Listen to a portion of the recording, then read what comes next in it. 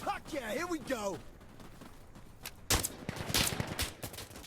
Insurgency Sandstorm for me has become one of my staple go-to comfort games. Everybody has those titles.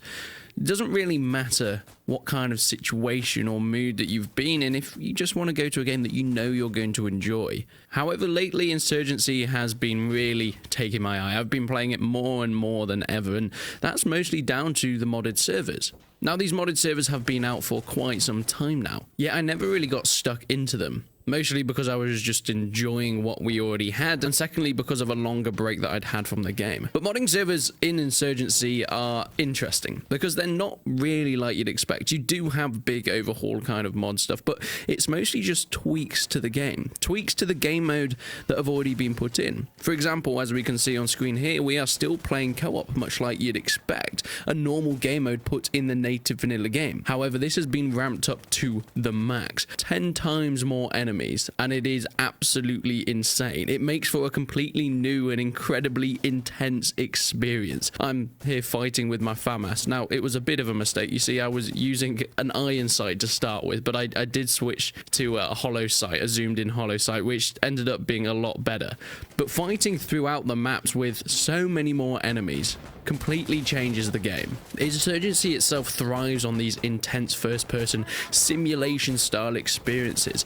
It tries to take away from the arcadiness, but of course it's still arcadey to some extent, but not the same as a game like Call of Duty or Battlefield. It tries to thrive on this realism to get you immersed within the battles, and because of this, it is the most heart-racing experience that you can have in FPS gaming, in my opinion. That and Arma 3, but Arma 3 is more on a level of strategy and bigger scale scenarios and a bigger theatre of war. Insurgency recently has had a few updates and hotfixes, and of course it came out on console a few months back. It seems to be doing pretty popular, but I think now it's even bigger than it ever really been. Sandstorm was such a big improvement. The first Insurgency was so great, and I really enjoyed it, and it's what got me into this franchise, I guess you could call it. Yet Sandstorm, with the big improvement of graphics and bringing back some of the OG maps of the first Insurgency, almost separated itself from the mod that started all of it. You see, the first Insurgency was built on the Source engine, which was incredibly popular and was used by a lot of developers. However, it did have its limitations, and more specifically, graphically and audibly. It didn't quite have that immersion that Sandstorm has just by the way it looks and feels, and a game that relies on that immersion to get you within these battles, feeling every shot whiz past your head, taking cover of bombardments that come in from above. You really need to have an engine that can help support that, and that's what Unreal Engine 4 did.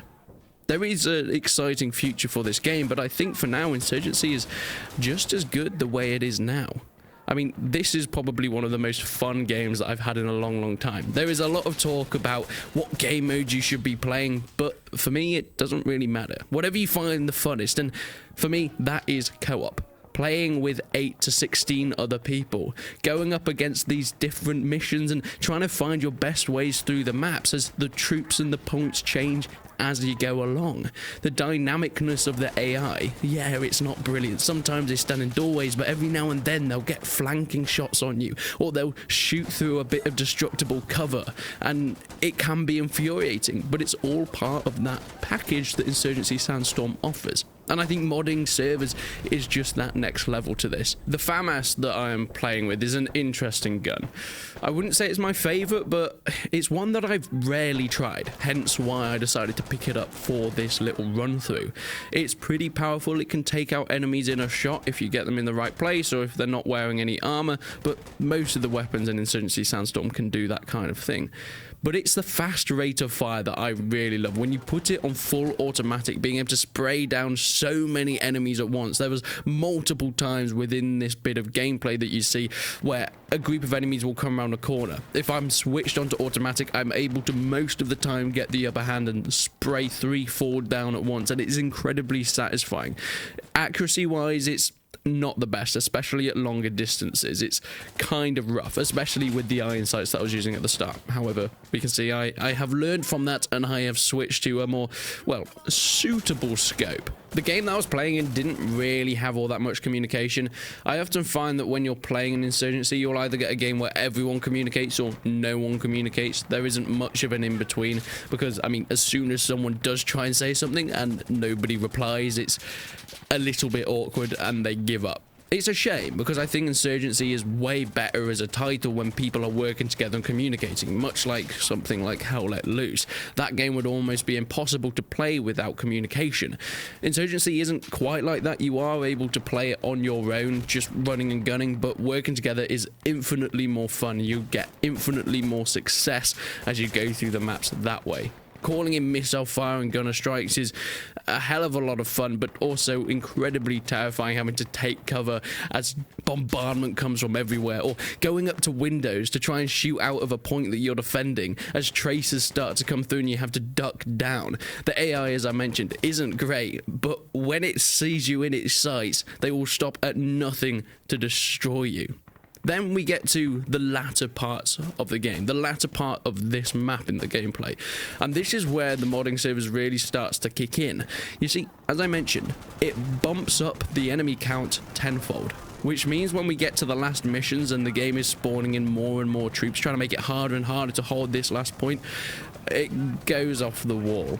There are often 20, 30 troops on the screen at once trying to come at you. They all get a little bit confused, but mowing them down is incredibly satisfying, and it's an experience that you're unlikely to get in many other games.